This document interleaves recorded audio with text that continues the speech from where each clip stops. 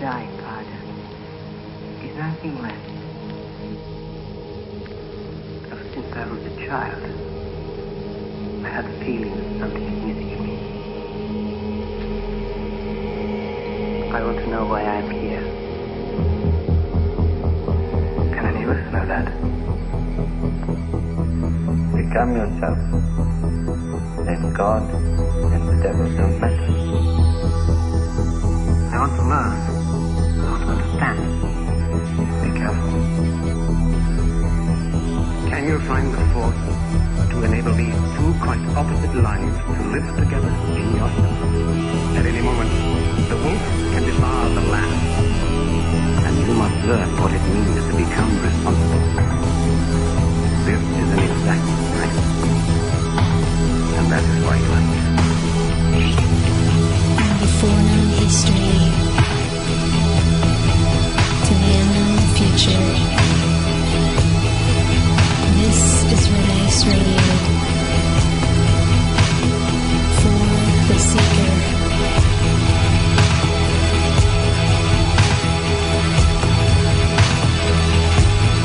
Think and know what. One must strive to know.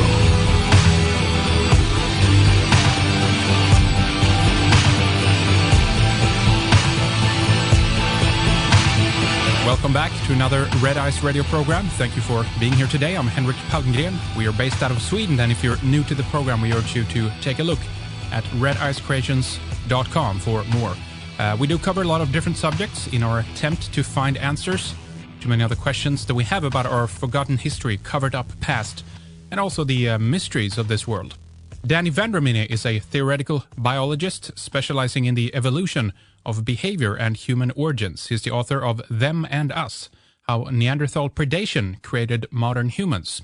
Danny is also a member of the Independent Scholars Association of Australia, and he joins us today to discuss his theory of human origins, beginning with a reassessment of Neanderthal behavioral ecology, and he'll explain what is known as a Neanderthal predation theory. All right, welcome to the program, Danny. Thank you for coming on. First of all, we do appreciate it. There's going to be a lot of fun. We have a lot to talk about and a lot of interesting aspects. So thank you for coming on, first of all. Oh, it's a pleasure. I'm delighted. Excellent. Now, your book is fascinating. We're going to get into it more today. It's a lot of components to it. We're going to go through some of this in more detail. First, I thought we could just I wanted to ask you about your interest overall in this subject, Danny. I mean, you have a past as a filmmaker, but this question of human origins and, of course, the Neanderthals as the extension to this. When did you first get into this, and when did you decide to write a book about it? It's interesting. Yes, I was a filmmaker originally, and there was a hiatus between films, and I decided to write a book about the relationship between myths and movies. As a filmmaker, I was interested in the idea that so many movies are based on myths that are basically common to all cultures, and they're hero myths and good and evil and dark forces and monsters and stuff. And in this book, it was called Tribal Movies, I thought I'd write one chapter on how it is that humans all around the world seem to be hardwired with the same stories. It was something that came about from Spielberg taking E.T. and his films around the world and finding that they resonated through all cultures, that there were deep kind of primordial kind of resonances.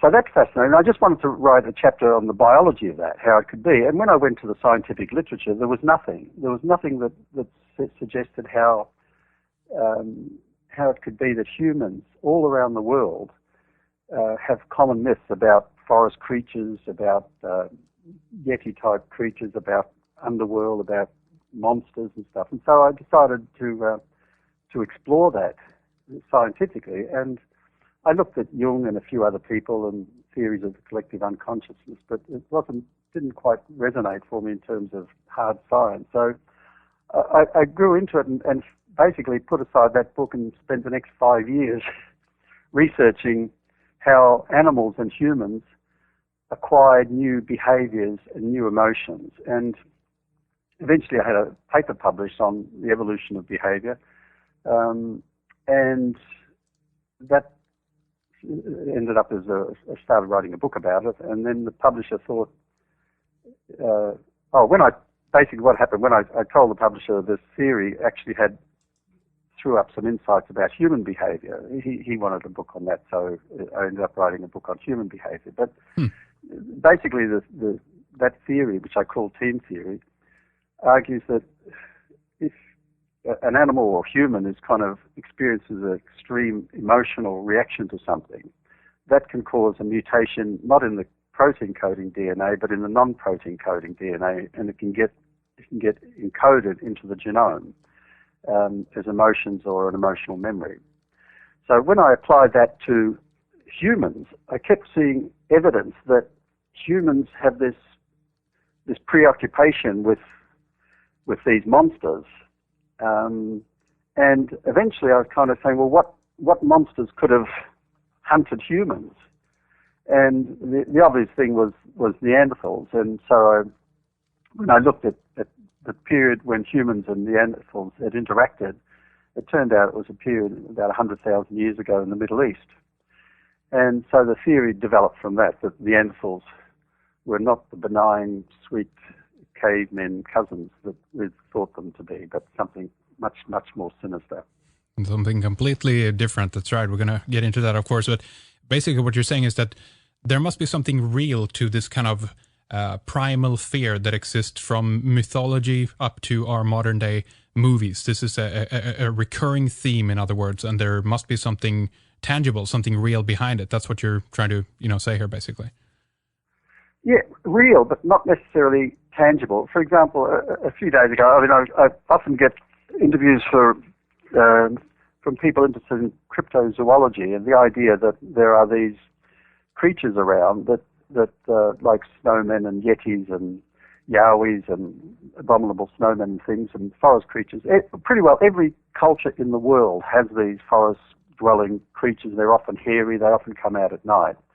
But significantly, despite thousands and thousands of sightings, alleged sightings and so-called experiences over the years, there has not been one solid actual proof, not one actual being produced. And, obviously lots of reasons are put forward for this, but what I believe is that these creatures did exist once, and they're hardwired into our genes, so we have a sense of them. We have a very primordial sense of, like any prey species has, that these creatures did exist, but the fact that they no longer exist is simply, I think, because Neanderthals no longer exist. They're extinct about 26,000 years ago. So, but they still exist in our consciousness, and they still control our lives to an extraordinary degree. Very interesting. Now, there seems to be a fascination with the Neanderthals around the world as well. Scientists are looking close at their DNA. There's even, speculations to try to, reproduce them. This has been an ongoing quest, I guess, ever since the ideas of, Jurassic Park kind of manifested themselves into the collective consciousness, as it were. But what do you think the fascination is then with the Neanderthals, Danny? Why is it so hardwired into us? Let's get into it. Well, I think it can work on several levels. One is just simply the philosophical idea that we don't want to be alone, that we kind of seek some other being. We have a fascination with aliens and with other things. It works at that level. But also, I think with Neanderthals, that they have come up through the science and through the fossil record as tangible beings that did exist, and they are a species of hominid, and of course we kind of want to know who our cousins were, because they're the closest relative we have. You have dozens of thousands of species of different types of birds and kangaroos and dozens of, but there's only one of us, and I guess we want to sense that we have our cousins, and I think this is part of this anthropomorphic thing, that we want to see our cousins as like us. Indeed, definitely. Now, let's talk about the basics of, the Neanderthal predation theory and what that entails. We have obviously two main sections, if you will, to this. We have, as you call it, them, which is us, and then or the Neanderthals, and then we have the us, which is us, of course, and these how these come together in history. We need to go back in time, obviously, to know when this interaction started and so forth. But just give us the basic first of Neanderthal predation theory, Danny. Okay, I'd be delighted to. But just even before that, just that term, them and us, I remember once Googling it, and it came up to like 5 or 6 million hits. And there it is. It's in our consciousness, this idea of them and us. But there is no, in theory, there is no them. It's a kind of, again, it's like these mythical crypto creatures that are thought to exist. It's just part of our genetic makeup, this concept that there are them out there. But okay, so basically the theory is that you have two species in particular. I mean, there were quite a number. There could have been 20 or 30 hominid species around the place in Africa. But one of our direct descendants moved up on the east bank of the Nile River up through the Middle East and into the area called the Mediterranean Levant, which is comprised of Syria, Lebanon, Jordan, Palestine. So that area on the banks of the Mediterranean, basically, and they inhabited the coastal region, and they lived there. The first evidence is about 1 million years ago that they moved up, and so periodically the climate change in Africa would pump people and animals out of Africa. If it got too hot, they moved into the Middle East, and so there was a long-standing archaic population of early humans living there. Now, at the same time, or about 500,000 years ago, another group of African hominids moved into Europe, and they became Neanderthals. The problem is, though, that Europe turned into an ice age, and Neanderthals were trapped there. And so, rather than this pleasant, quite benevolent climate that our ancestors had in Europe and in the Middle East, Europe was a glacial wasteland. And this, I propose, had a very profound effect on Neanderthal ecology and evolution, because it basically, in Africa, you had about 120 edible plants, where in Ice Age Europe, you only had 5 or 6. Yeah. And those that did grow there were of such low nutritional yield, they weren't able to support a hominid. So basically what I'm arguing is that this created selection pressure for Neanderthals to give up their omnivore kind of eat anything diet and become predators to basically to get enough meat to sustain them in the cold climate. And so over the 500,000 years, I argue that Neanderthals became top flight predators, what we call an apex predator. And we know that they were hunting the biggest and the most dangerous animals on the planet at the time: woolly rhinos, mammoths, cave bears, Eurasian lions. These are ferocious creatures, and Neanderthals are known to have hunted them all. And so they gradually became much bigger, thicker, stronger, 6 times stronger than humans. And I argue that they had very long, dense, thick fur coats to protect them from the cold.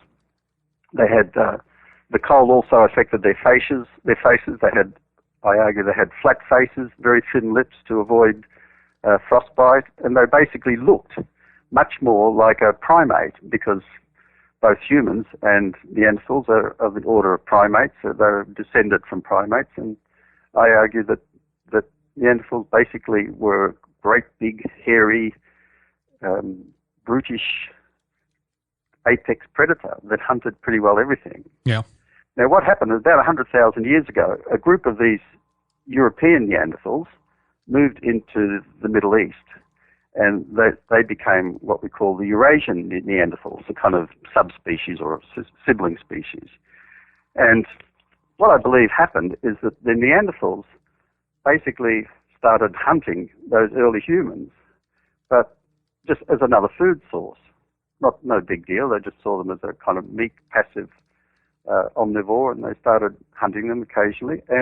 But the interesting thing, I also believe that they started hunting them for sex as well, because the two species were sexually compatible, and so they could produce fertile hybrids. And so I argue that the Neanderthal males, would periodically attack human camps and abduct females and this caused an extraordinary kind of stressful threat for the humans. And this is the start, I argue, of our evolution.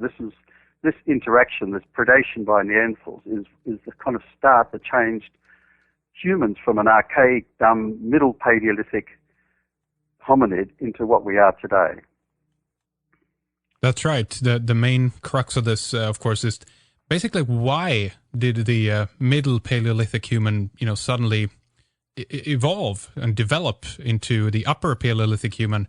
And this is, believed to have been taking place in the Levant, just as you said. And there is a very interesting theory here, obviously, which counteracts everything else. And why don't we just set the stage a little bit of how we were, before this change took place? What did we eat? How we were, behavior and everything else? We've been pretty much, very much the same for a few millions of years, if I believe this correctly, Danny.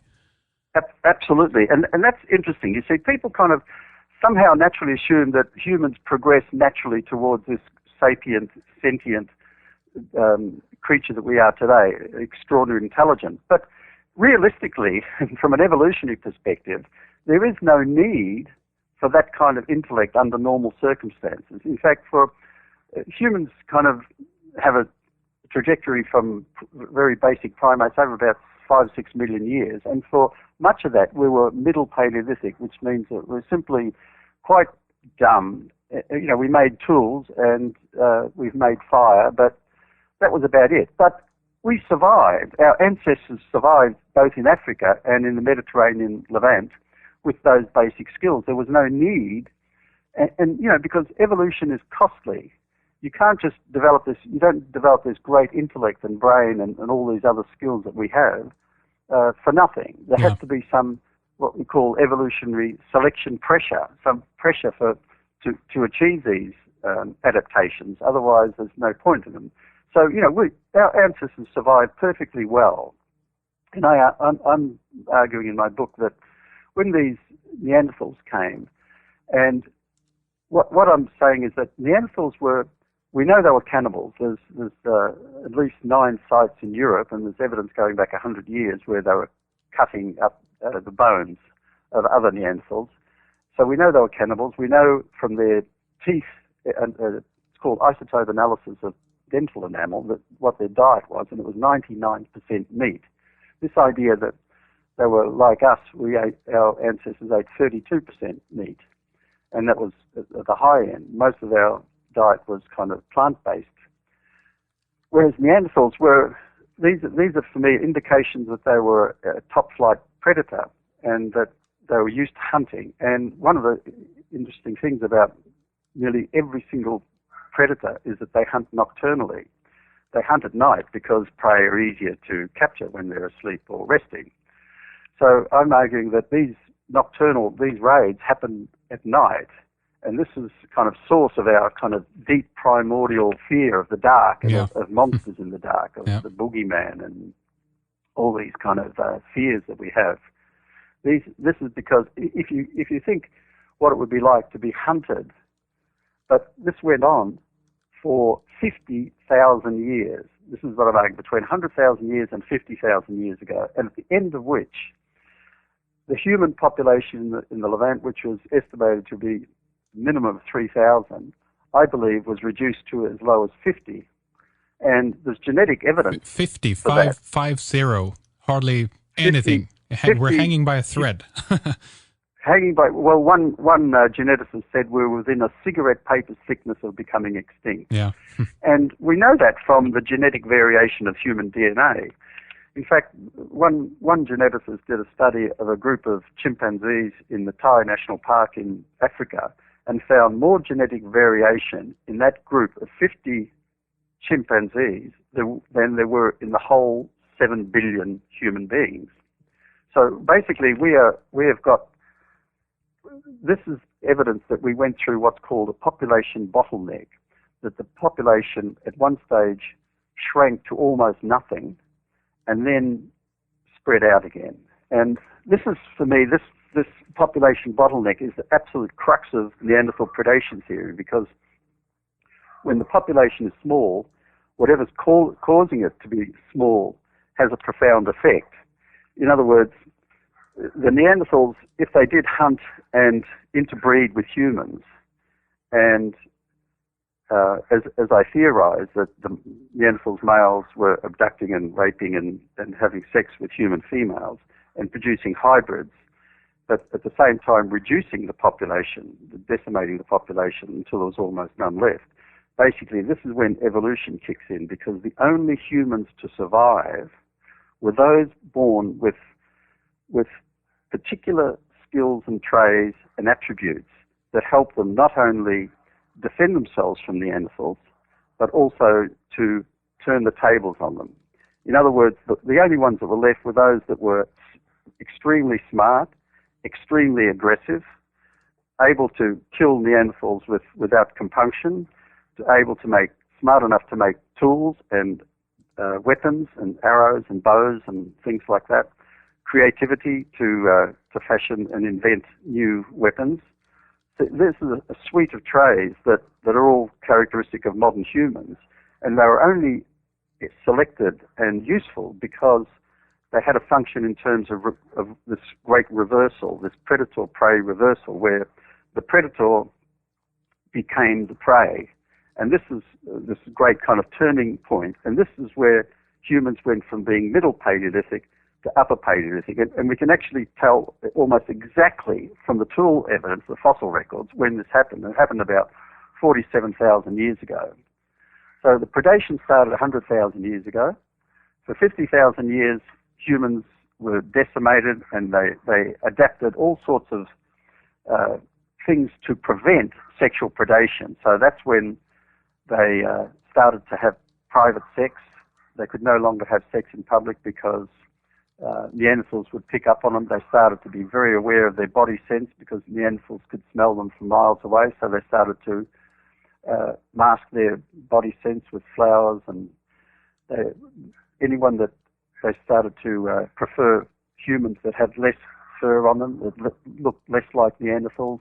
The hybrids were killed off. So there's all these kind of dramatic implications that you would expect if one type of hominid was predating another species, particularly with sexual stuff. So the sexual predation was one of the kind of most important aspects of this whole thing, because the ones that were eaten, humans that were killed and eaten, obviously didn't leave anything for selection to work on, so they were out of the gene pool. Yeah. But the ones that were interbred, they were able to, they were survivors, so they were able to react to these evolutionary pressures and acquire adaptations to lessen the degree of sexual predation. And these kind of things, for example, the Neanderthal, I argue in the book that the Neanderthal sexual system was the same as the current primate sexual system, and that's basically based around the female cycle, ovulation cycle. So when primates, females are ovulating, their genital area swells up and their genital area turns a kind of purple and then a dark purple, and this acts as a visual cue for the males, and then this kicks in their hormones and they attempt to mate with their females.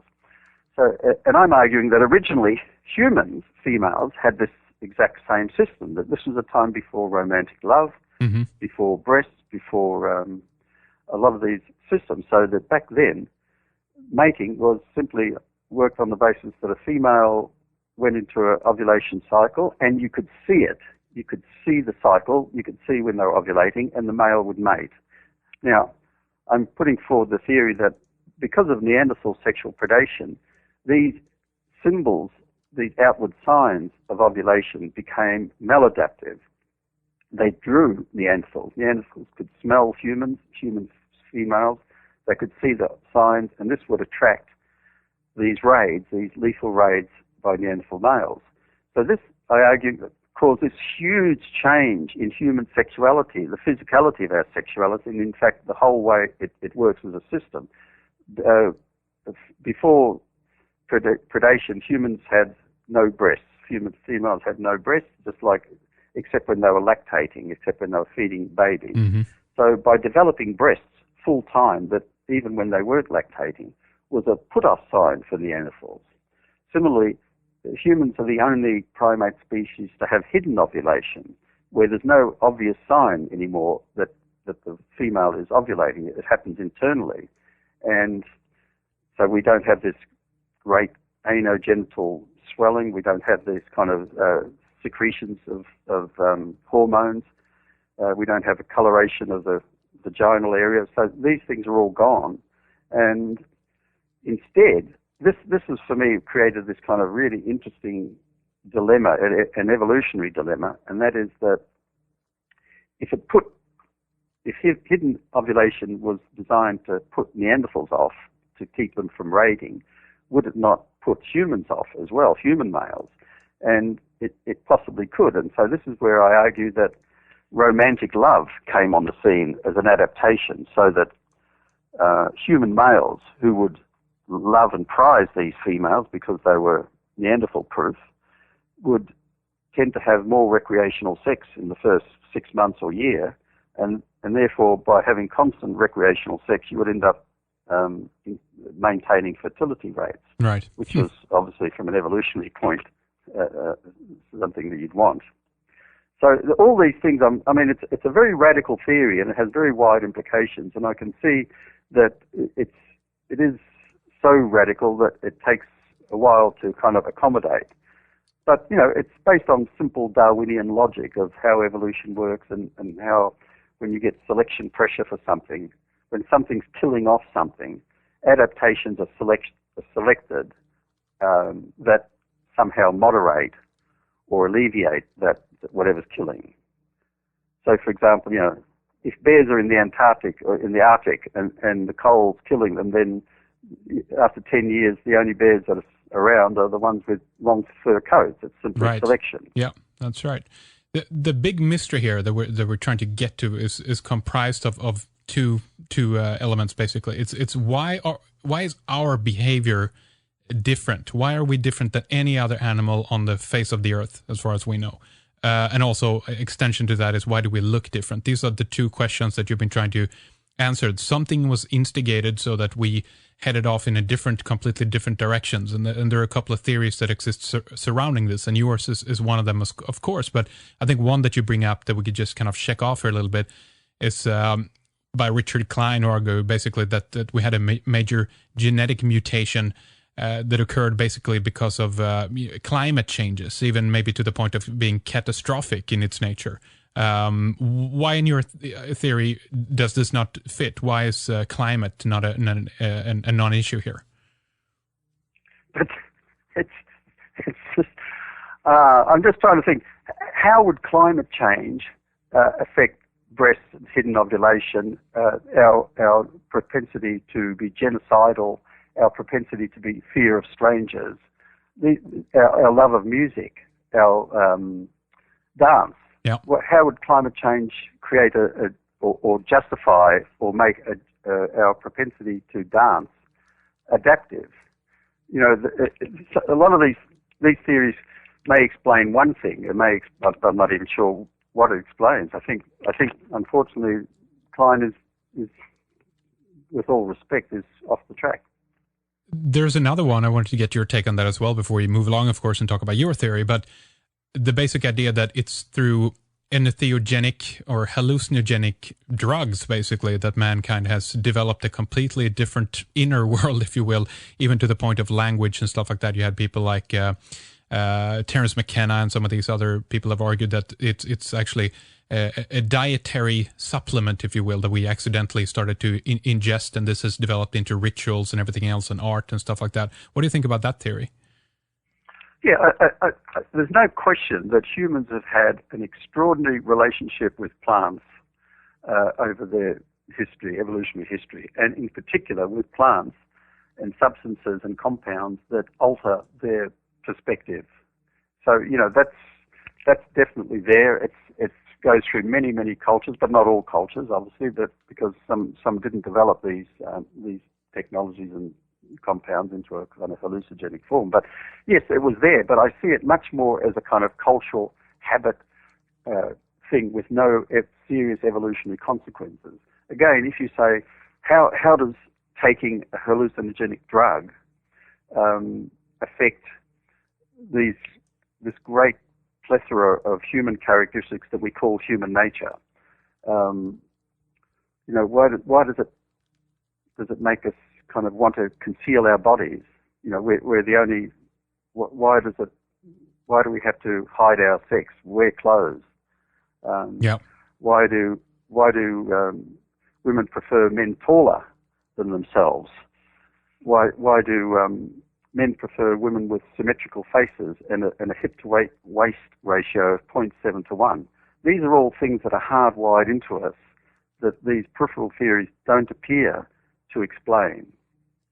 And we're going to get into that later, of course, of what these different cultural properties, if you will, things that we've developed in our behavior, how this fits into the theory. But one line from the book is basically, nowhere in nature do we see natural selection resulting in so much unbridled creativity as in predator and anti-predator adaptations. So this is the situation that we're talking about here. Neanderthal as the predator, and mankind as we know it today as being the predated one, basically. Yep. Maybe we can describe a little bit more of the conditions that would exist here. We have an intersection for about 50,000 years, speculatively or so, that this primarily took place in the Levant. And what were some of the conditions, do you think? This is very difficult to describe, but what would it be like for a human being alive at that time being faced with this immense threat, do you think?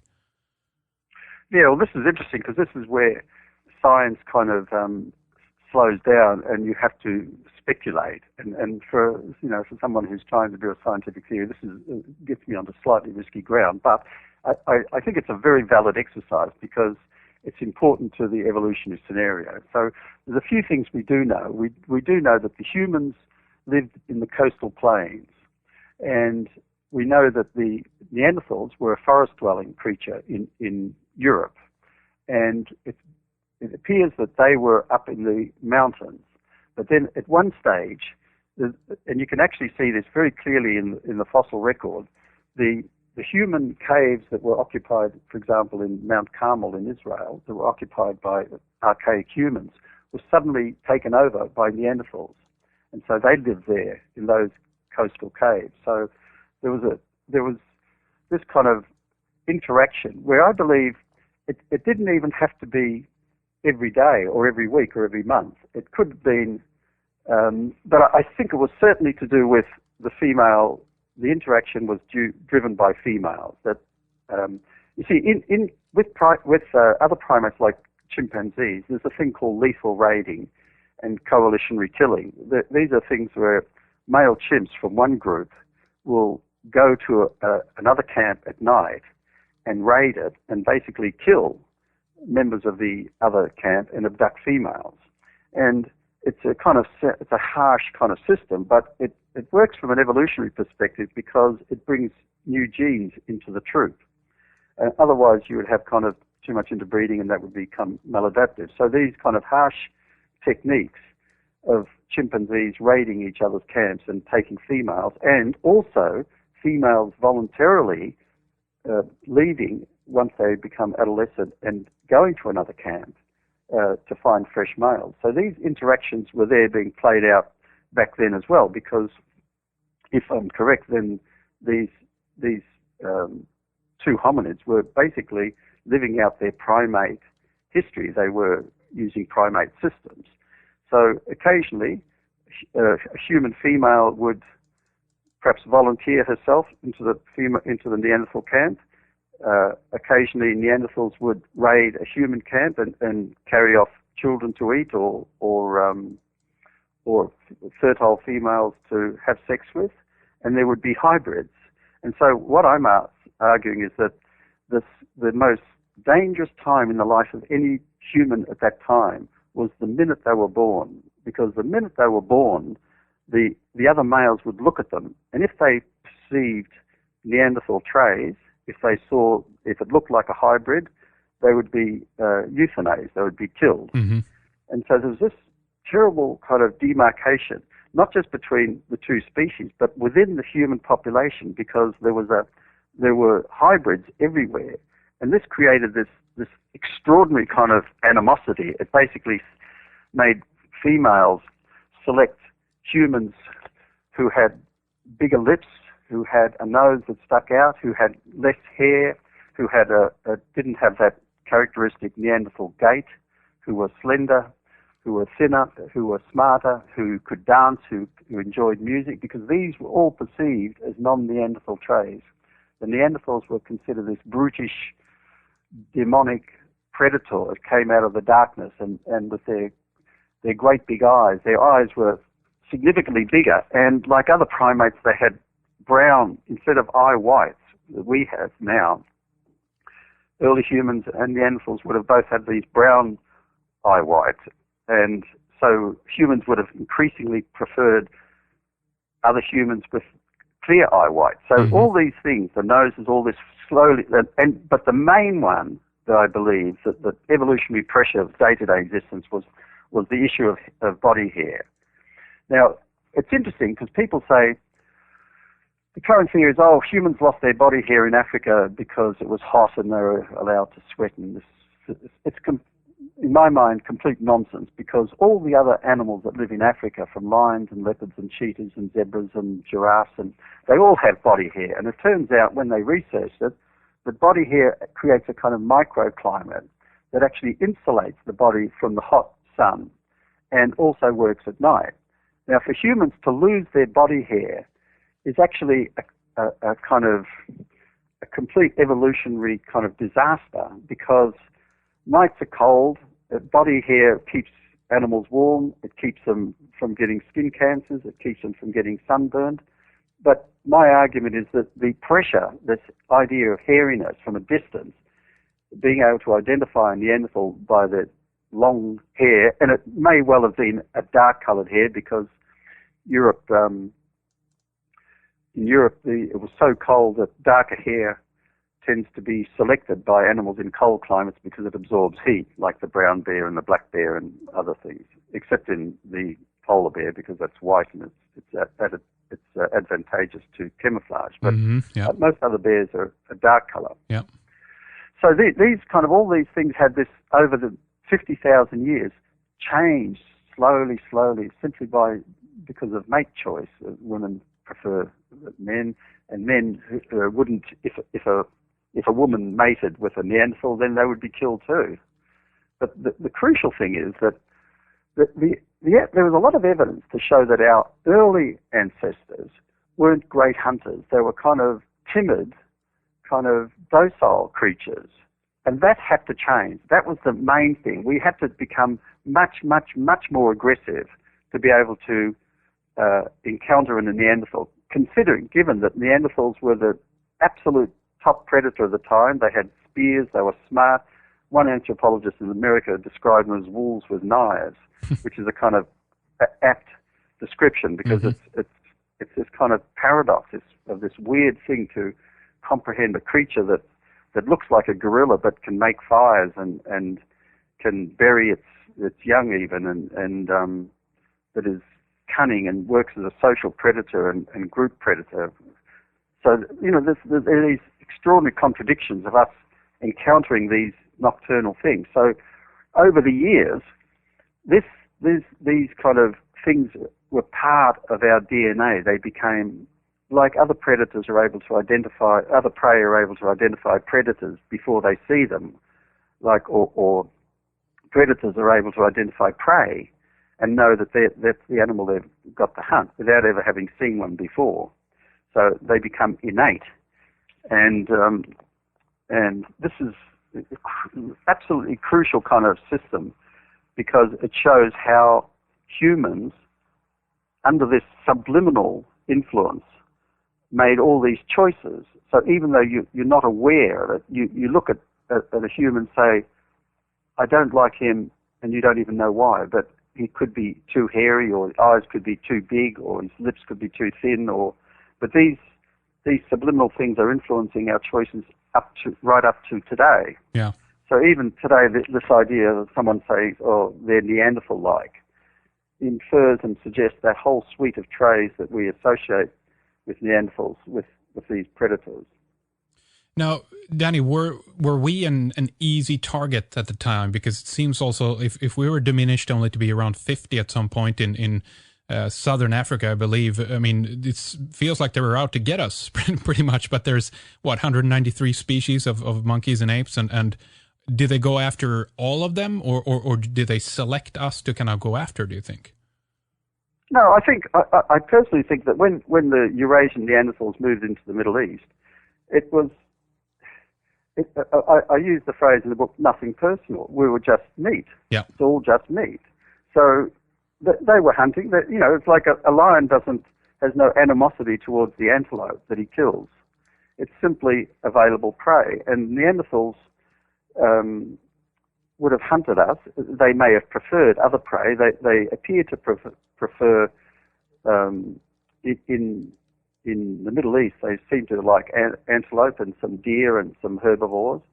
But, there's no question that they hunted the biggest animals, and what we do know, strangely, is that they actually preferred mature animals. So they wouldn't actually hunt small rhino, they would hunt a mature rhino, and it's thought maybe because they ate so much meat and that they needed the big prey.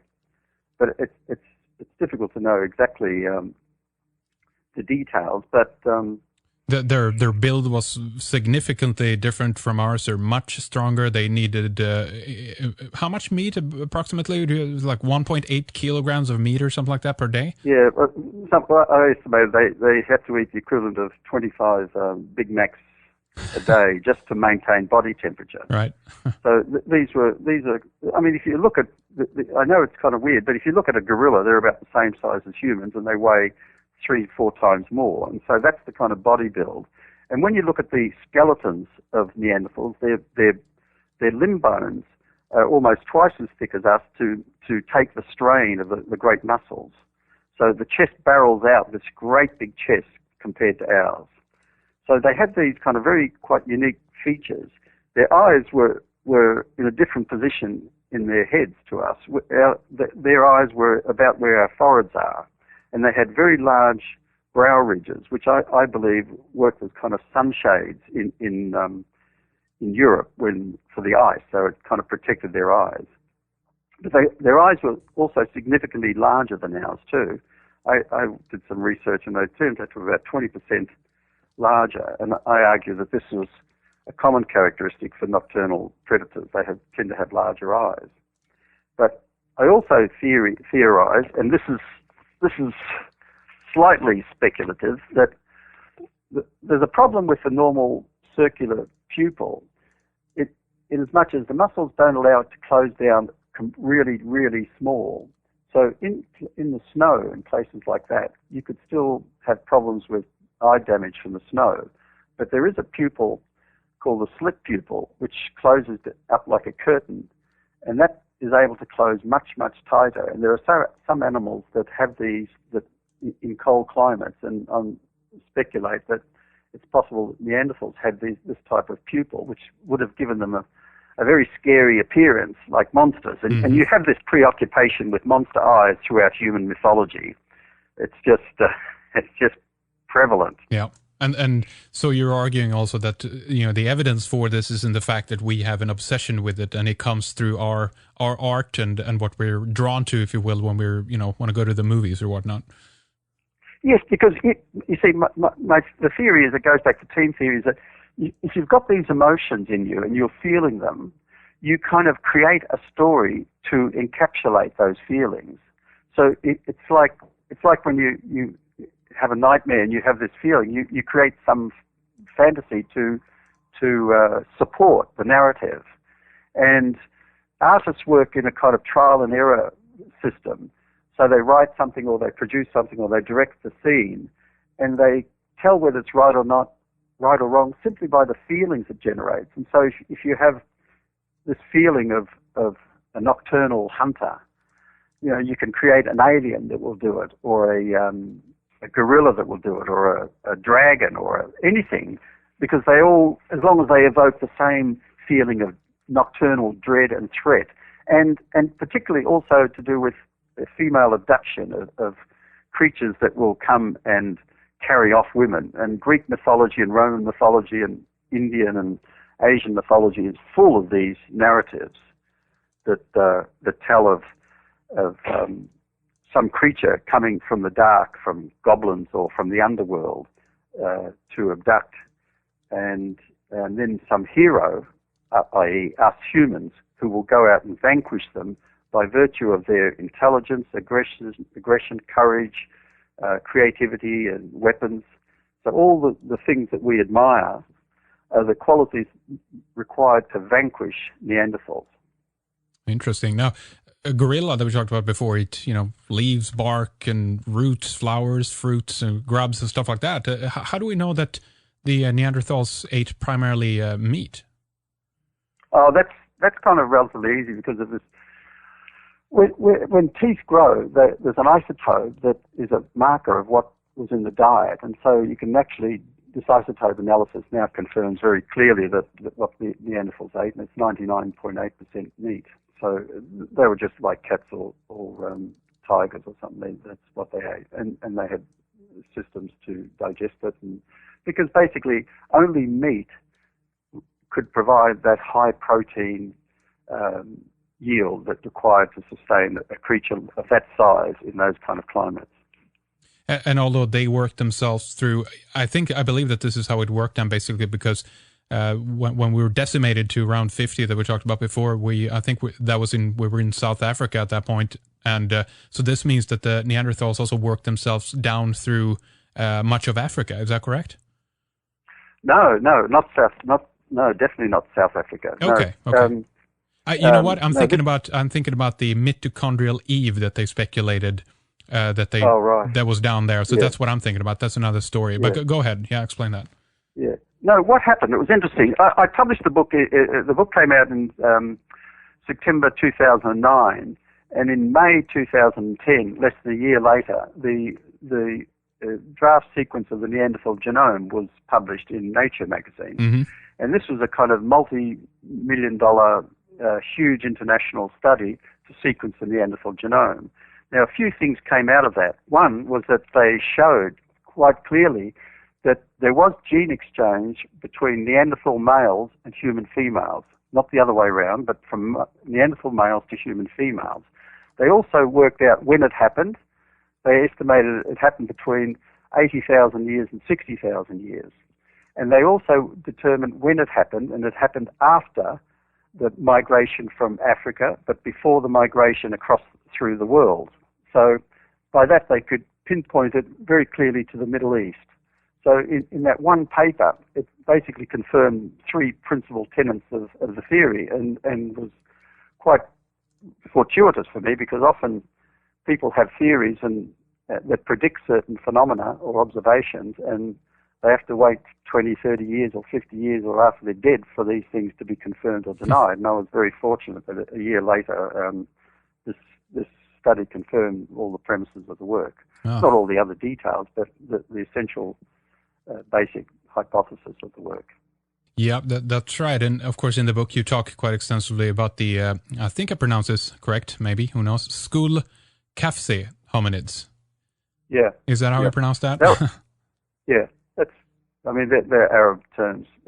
And these are basically the ones that we believe are the closest to, how the hominids were at the point in time when this predation is in its high peak, basically, right?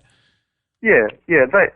What you see there in that fossil record of the Middle East is you see these archaic humans that, from their skeletons alone, look relatively modern. They were kind of basically pretty much the way we are. But then you get this period where some of them appear to have Neanderthal features. And for a long time, paleontologists were furiously debating whether some of these specimens were Neanderthals or humans. And they couldn't work out, and some of them, because we're talking about small fragments of jaws or bits of mandible or something. So these were not a lot of great evidence to go on, but there was lots of speculation.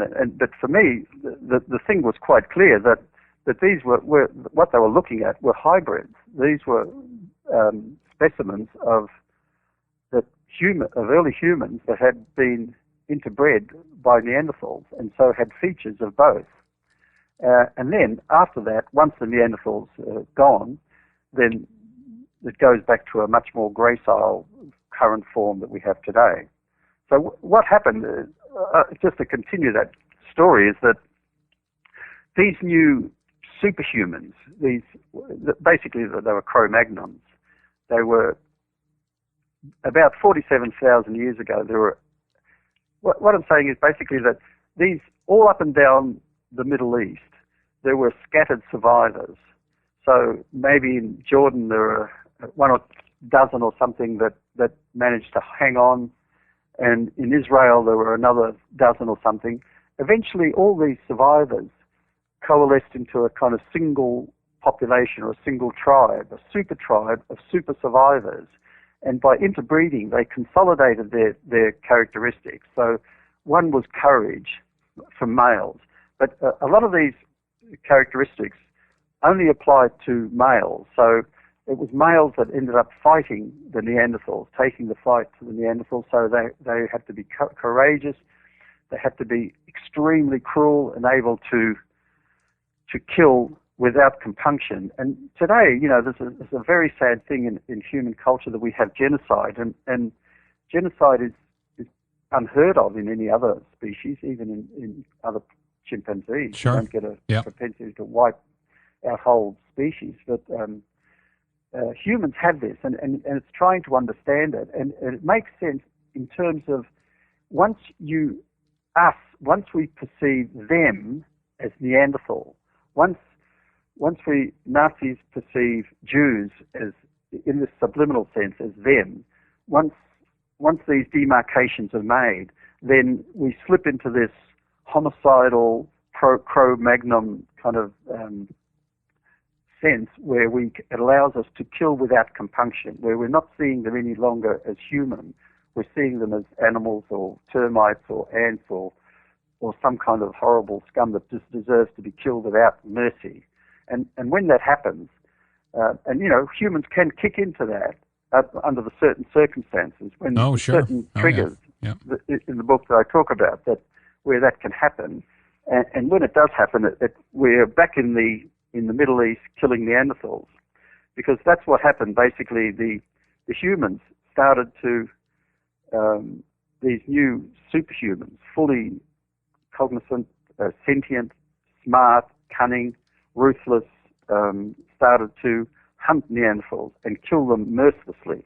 Now, the first thing they did is they eradicated the Eurasian Neanderthals, and that happened relatively quickly. The Neanderthals just suddenly disappeared from the fossil record about 45,000 years ago, just gone. Yeah. Then because those humans basically went on a blitzkrieg hunting Neanderthals. This was their raison d'etre. This was their purpose in life. They were basically a anti-Neanderthal killer species. We are, by virtue of kind of our evolutionary path, a purpose-built the new apex predator whose sole purpose and function was to kill Neanderthals. And we spread out from east to west across Europe, and gradually, slowly, not over a prolonged period, wiped out all the Neanderthals in that east-west direction. So as humans moved across, there's been lots of theories to try to explain why Neanderthals disappeared at the same time as humans. Yeah. And some of the theories are kind of quite silly, to be quite honest. But the one that I put forward, and that I put quite a lot of evidence to support, is that basically there was a violent replacement, that as humans went across, they hunted every Neanderthal down, and finally there was some of the last populations of Neanderthals moved down the Iberian Peninsula to the bottom of Spain, and when they hit the Gibraltar and the Mediterranean, they couldn't go any further. And then about 26,000 years ago, they were gone too. Huh.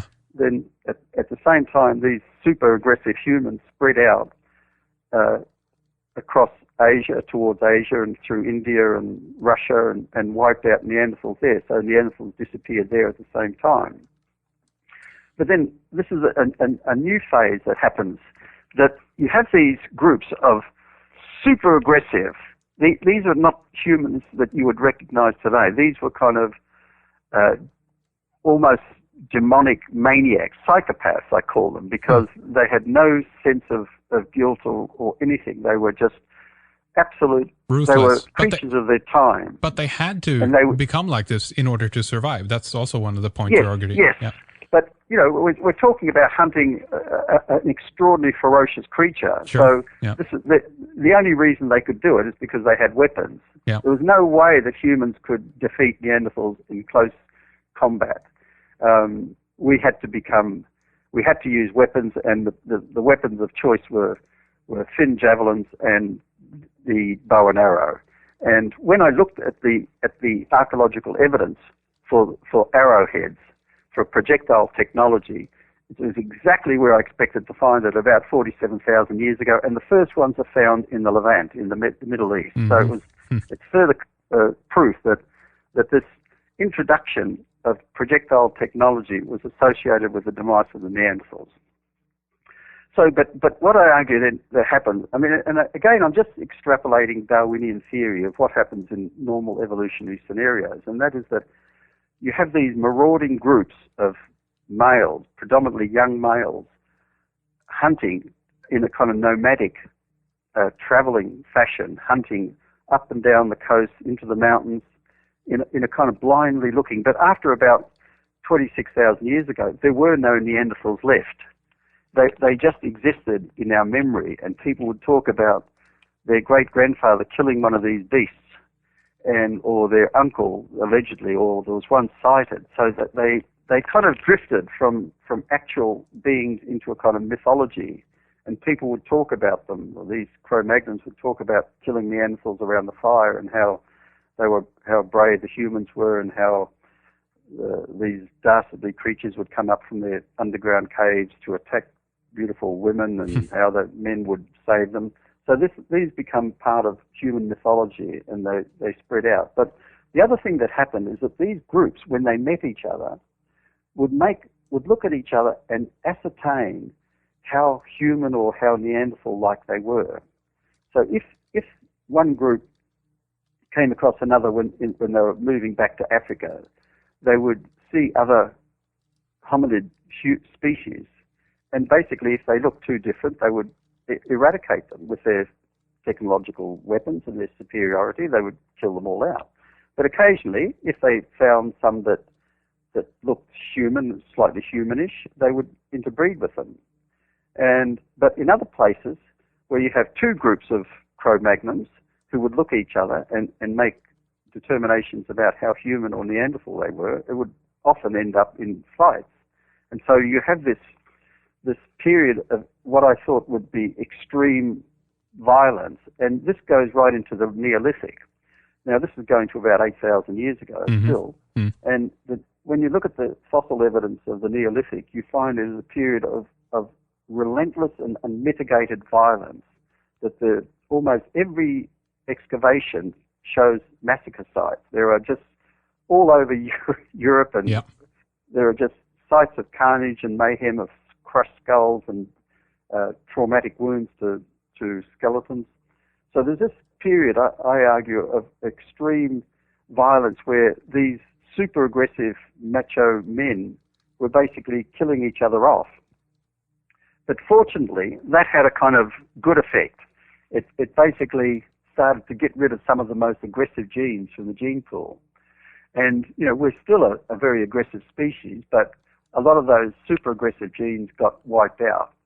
And also the other thing that I think happened is that because these young men were so ferocious and so violent, and that women started to not select them as mates. They started to prefer males that were going to be involved in child rearing and supporting and protection, and so that also had an influence. So you had these new kind of evolutionary forces that started to moderate the worst excesses of the Cro-Magnons, and so you end up with something that we've got today. But this idea of these violent men,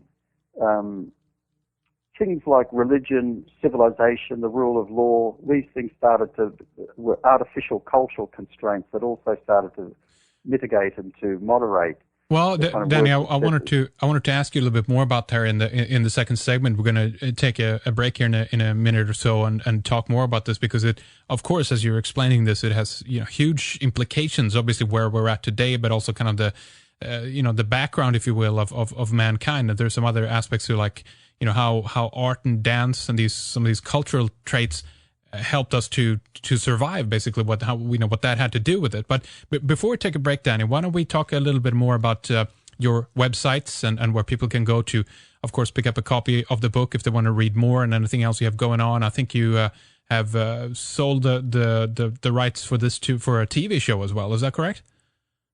Yes, I have, but as far as I know, it hasn't happened yet. So I don't know what's happening there. You know what films are like. Okay, yeah. But it might be coming out on the screen in one version or another. I hope so. Yeah. There's a website called themanus.org that listeners can go to. There's also my other site called thesecondevolution.com, which is kind of like the master theory, if you like, that from which predation theory was derived. So there's those two sites, but unfortunately the book's not published in Europe. So, but it's available on. Probably the best thing is ebooks. You can get ebooks from the Them and Us website. Absolutely. So again, here the website that we're talking about is themandus.org, and then we also have the one word. Yeah, and then we have the secondevolution.com for more on that as well. Yep. The title of the book is Them and Us, and we're going to continue talking more about this in the second segment. So stay with us, everybody. Stay with us, Danny. We'll be right back after this. And in the second hour, we'll speak more on the disappearance of the Neanderthal from the historical record. Danny continues on selection pressure for strategic adaptations, including cognitive ability, male aggression, language capacity, gender roles, and creativity. We end the hour on the sad consequences of predation, deeply ingrained into our consciousness. He explains how awareness is fundamental to understanding our past and where we are to go in the future. To continue, sign up for a membership at redicemembers.com. And with a membership, you'll get full access to our archives. Lots of good stuff for you right there, so do try it out. We'll return in just a few days with Scott Volter, but again then right now we'll proceed with Danny Vendramini, Hour 2. Talk to you on the other side.